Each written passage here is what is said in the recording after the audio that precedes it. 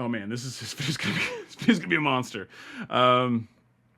Maybe I almost want to just like save him, but that'd feel really artificial, right? I'm Foulmouth. F you, motherfucker. Quack.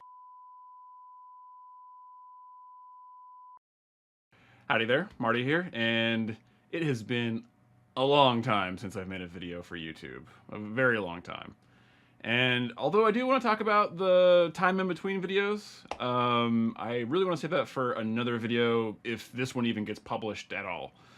So I just want to jump right into it and talk about what I actually want to talk about for this video.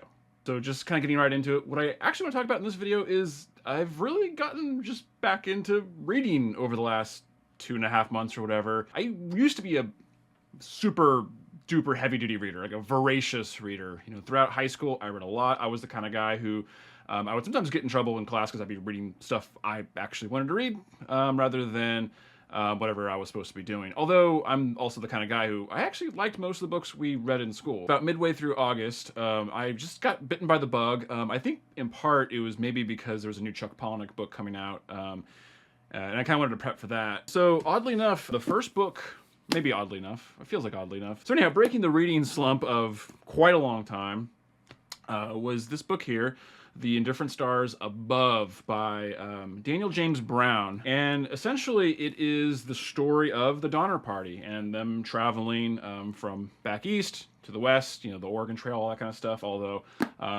you know, they didn't end up actually using the Oregon Trail for, well, the second half of the trip or whatever, which if you know anything about the history of the Donner Party, it doesn't go very well for them.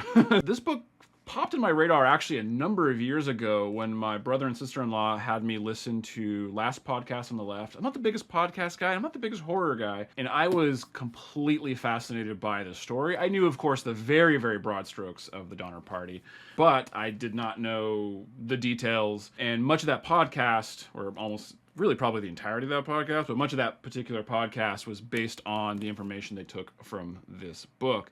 And it's an interesting read because it is, I mean, it's ostensibly a nonfiction, but it's sort of a novelization of a nonfiction series of events. Incredibly interesting, mostly because of the decision-making the party takes along the way that leads them to the horrible series of events that, well, obviously they would lead to.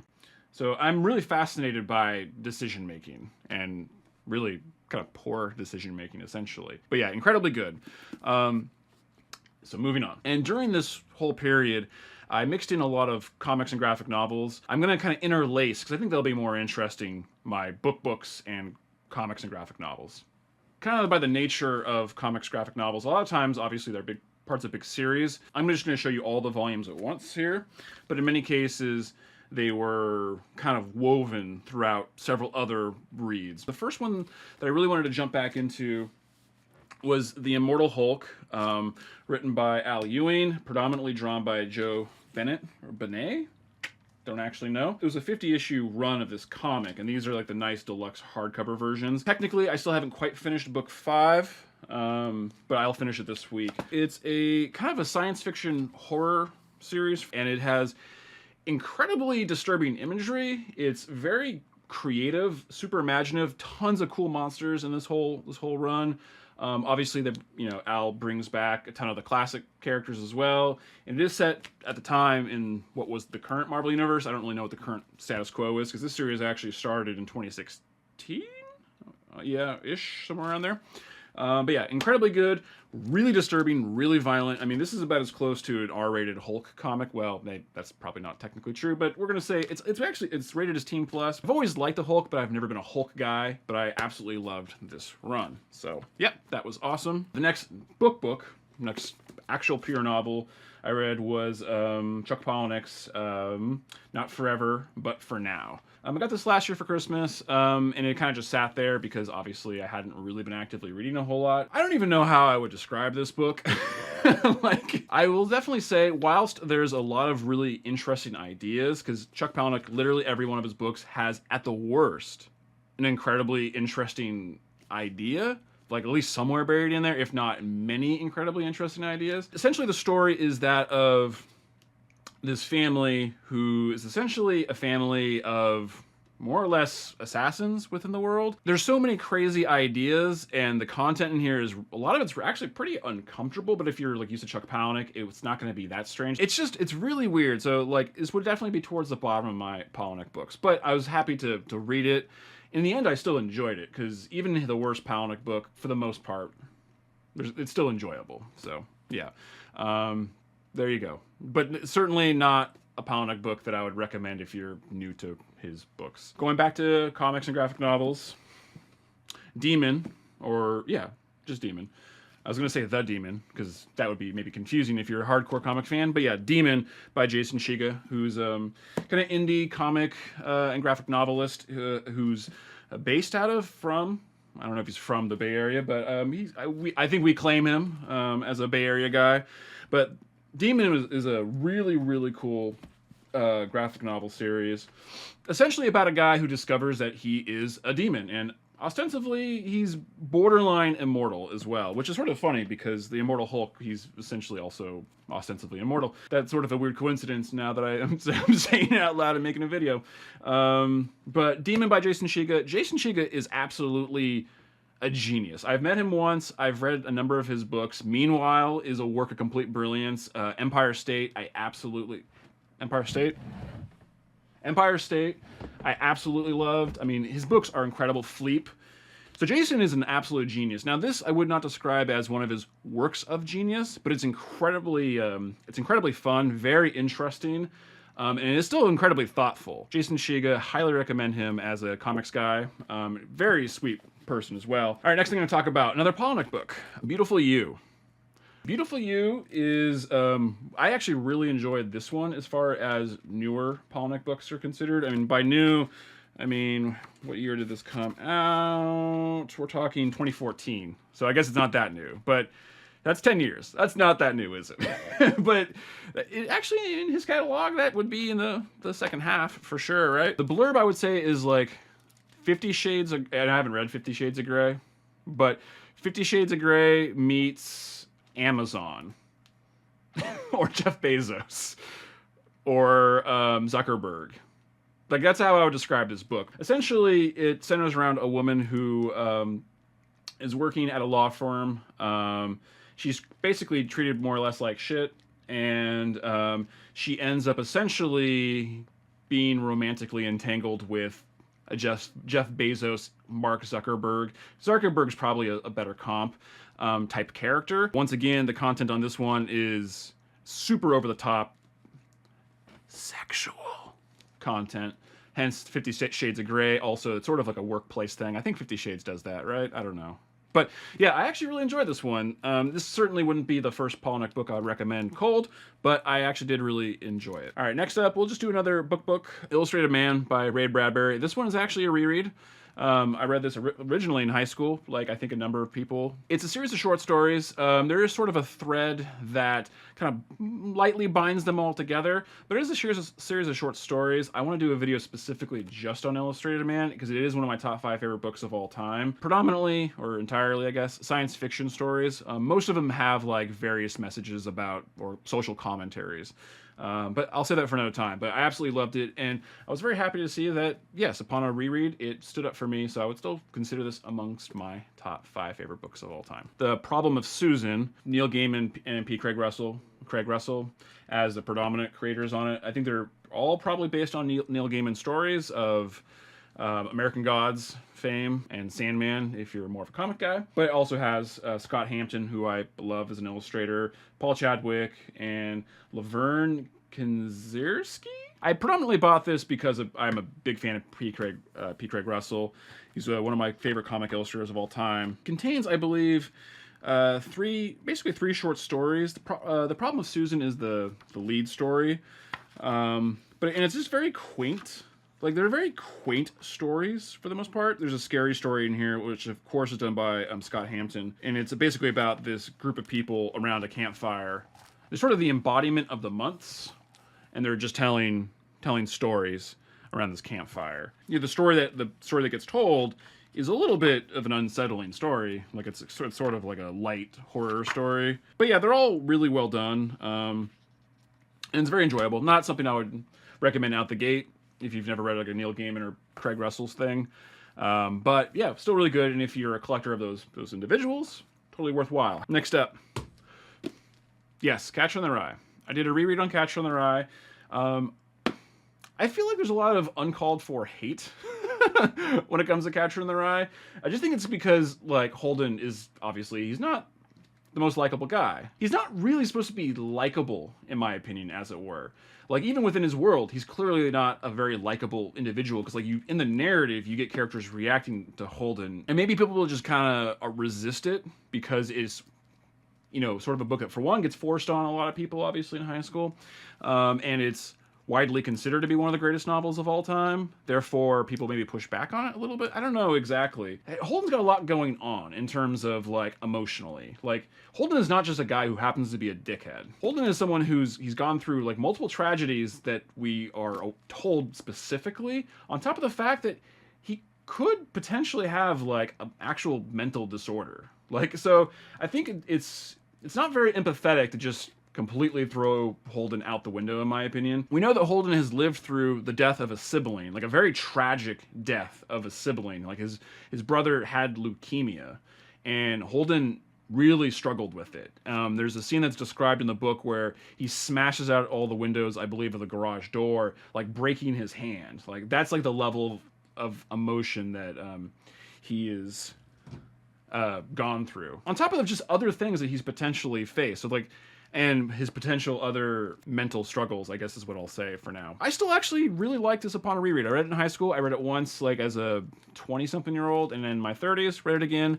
I still really love this book, so I still recommend it. I think people actually just need to be more open-minded when it comes to Catcher in the Rye at this point. It's like I've noticed a lot of people just talk about how they like 9 Stories or Franny and Zoe, but it almost feels like people want to give Salinger credit, but they don't want to give Catcher in the Rye credit. Let's just do another book. Christmas Carol by Dickens, of course. I just really wanted to get this one under my belt. I've never actually read a Dickens book before. I happened to go through my entire schooling without having to read any Dickens book. I absolutely love A Christmas Carol. Like, the story. I love so many versions of the movie. I thought, for one, maybe I'd get a lot out of it. And I did really enjoy the actual reading experience, but I honestly expected that there would be more details in the book that aren't in like the movie versions, and honestly, that's not really the case for the most part. Like if you've seen, like say like the George C. Scott or the Patrick Stewart versions of A Christmas Carol, or any like the classic ones, if you've seen any of those movies, like you've actually pretty much got A Christmas Carol down. But the experience of reading it was still a lot of fun. It's a quick read, you know, it's whatever it is. This version is like, it's like 145 pages in this version with absolutely massive margins. This one here has illustrations by Arthur Rackham, and this was the copy that I read. So there's some nice illustrations in here as well. Hopefully I'll overlay a couple, so maybe I'll overlay a couple so that they're a little easier to see. Some of them are color on glossy pages. So yeah, really enjoyed the experience of reading it. Glad I got it under my belt officially, so I did really love it still. Back to graphic novels. A legitimate graphic novel. A lot of what I've shown you to this point has been other collections. This is an actual graphic novel because it contains original content in book form. Yes. So this is by Joe Kelly and Ken Nomura. When I think of them, I think of I Kill Giants, which was also made into a film. I absolutely loved the comic. Basically, the Immortal Sergeant, I guess he's being forced into retirement. I don't know. It's one of those kind of cop stories, right? But he's about to retire. He obviously doesn't want to. He's like lived being a police officer. His whole life has been being a police officer / detective, right? We find out that he's been very much driven by an unsolved case, or basically maybe the criminal that got away. It's kind of a road trip story with his son, he's never connected with his son. And his son is actually kind of more the lead of the story, in all honesty. But his son is like sort of a nerdy game designer, vaguely kind of a slacker sort of guy, but he's certainly not an authoritarian police officer or whatever. Like, this guy is a very traditional, I forget, Jim Sargent. Jim is like a very traditional police detective kind of guy, conservative dickhead kind of guy. Like, he's kind of somewhat lovable within that, but even in the context of the story, he's kind of an asshole.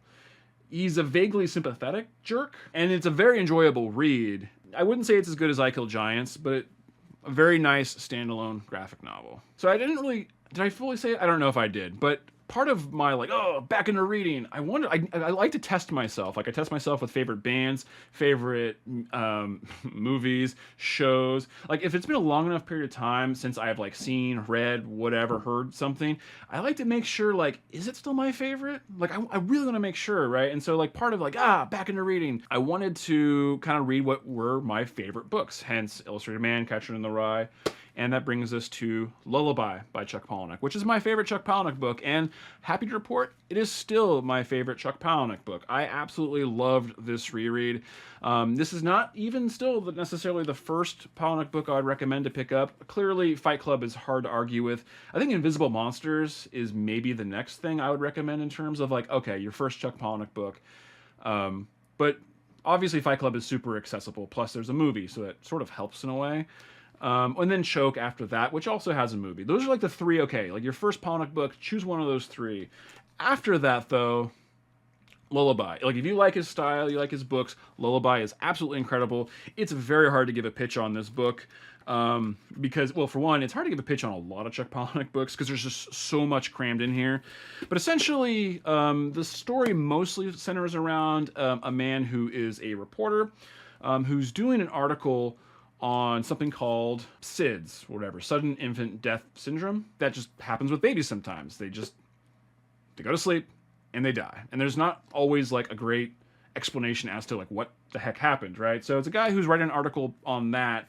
But within this book, there is like superpowers, there's a road trip, there's like chaos and insanity, there's magic, like very literal magic. And yeah, it's very hard to give a pitch on this book. Absolutely loved it. Highly recommended.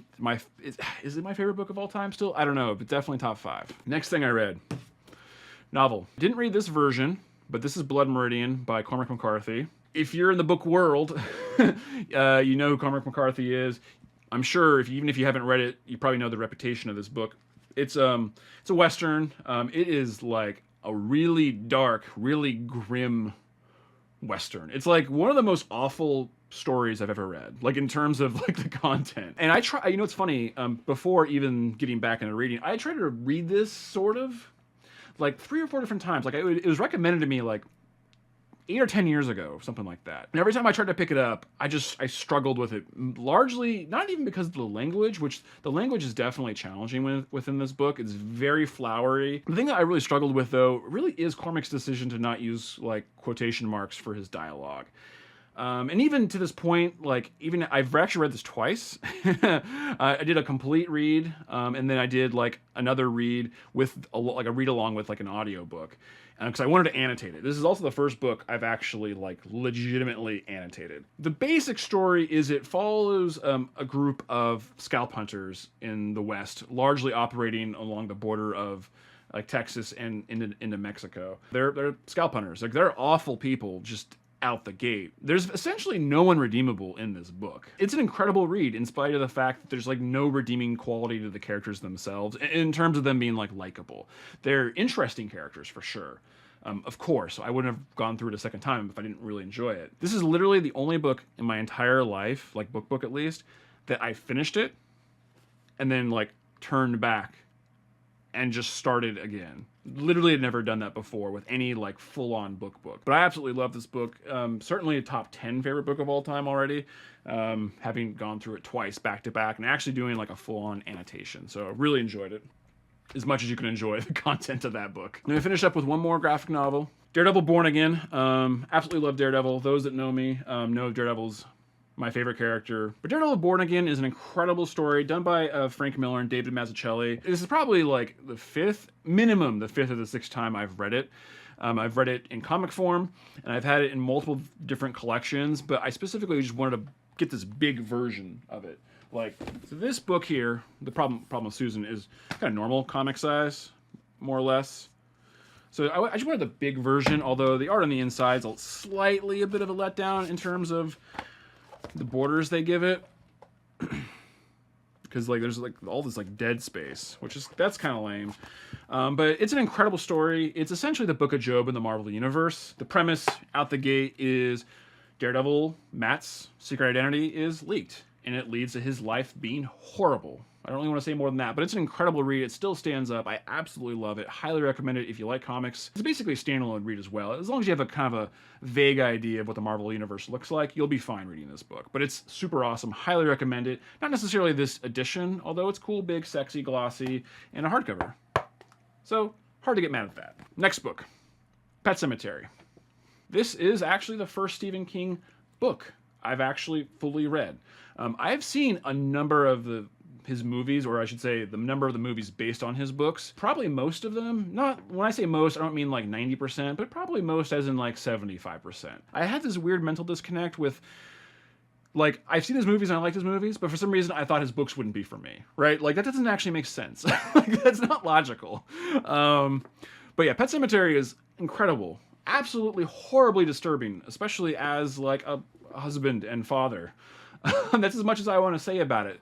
But highly recommend it. Really, really good. And I enjoyed it so much, I had to follow it up. I just wanted to get like a quick and easy follow-up read for King. So this is The Body, which is, of course, is the movie Stand By Me. That movie is based on this book. And honestly, the movie, once again, this is sort of another instance where if you've seen the movie, you've basically read the book.